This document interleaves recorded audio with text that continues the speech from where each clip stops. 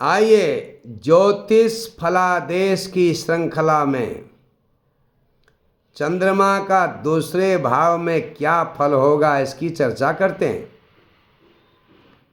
पिछले प्रसंग में आपने सूर्य के द्वितीय भाव में बैठने के फल को श्रवण किया। यह दूसरा भाव है, देखिए यहाँ पर कुंडली में आपके ये पहला भाव है और ये दूसरा भाव है।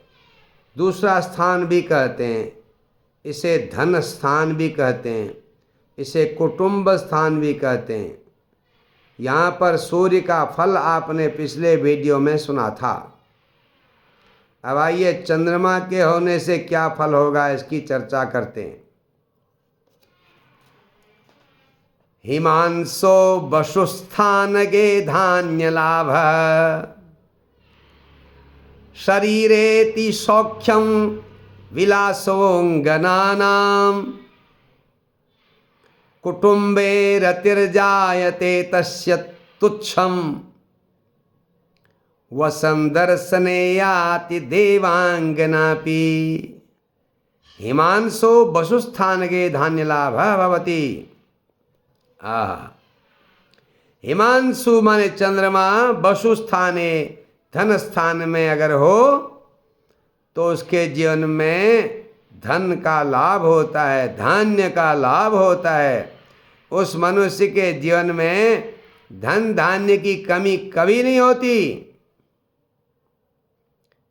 शरीरेति सौख्यम, उसका शरीर सुंदर होता है, स्वस्थ रहता है, शरीर का सुख उसे प्राप्त होता है, अर्थात वह रूपवान होता है, प्रभावशाली होता है।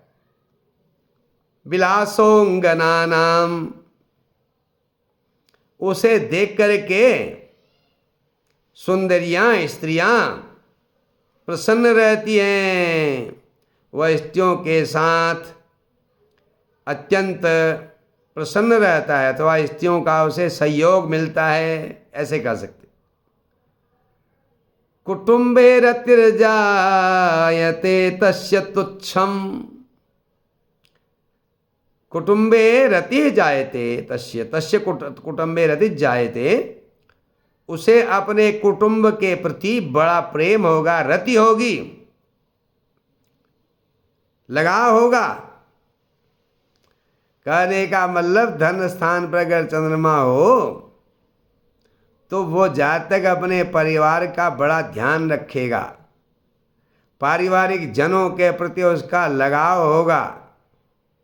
यहाँ तक कि परिवार से संबंधित जो भी लोग हैं उन सबके साथ भी उसका अच्छा लगाव होगा, रति होगी। ये तो छोटी सी बात है, ये तो होगा ही। और तो छोड़िए, वसम दर्शने याति देवांगनापि,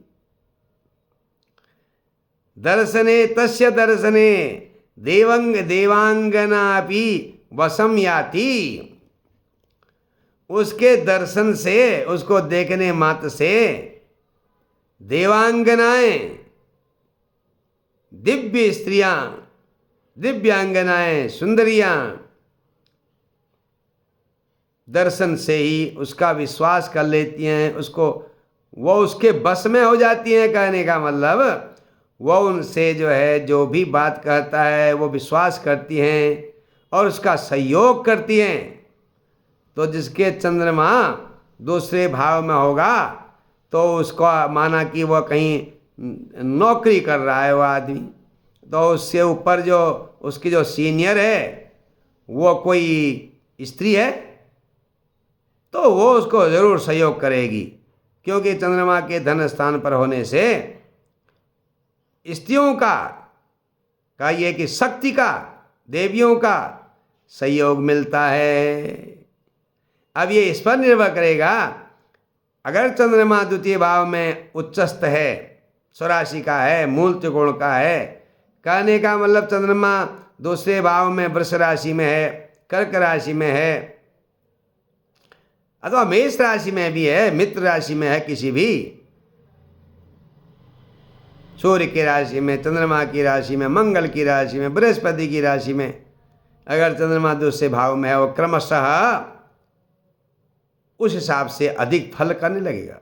कहने का अभिप्राय अगर कर्क में और वृषभ में है तो बहुत अच्छा होगा, उसका व्यक्तित्व तो प्रभावशाली होगा, आकर्षक होगा।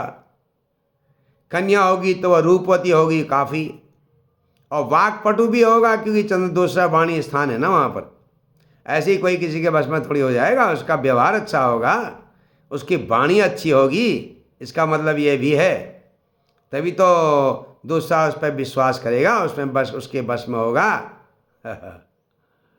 तो ये दूसरे स्थान पर चंद्रमा के होने से सत्फल होता है।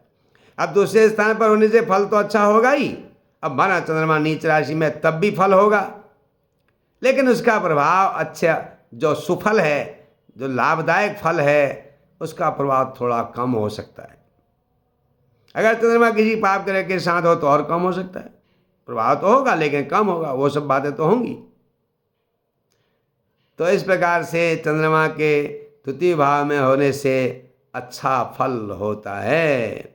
इसमें भी और बातों का भी तालमेल मिलाना पड़ेगा, और बातों का भी अध्ययन करना पड़ेगा, तो सारी बात फिर पूरी लागू हो जाएगी।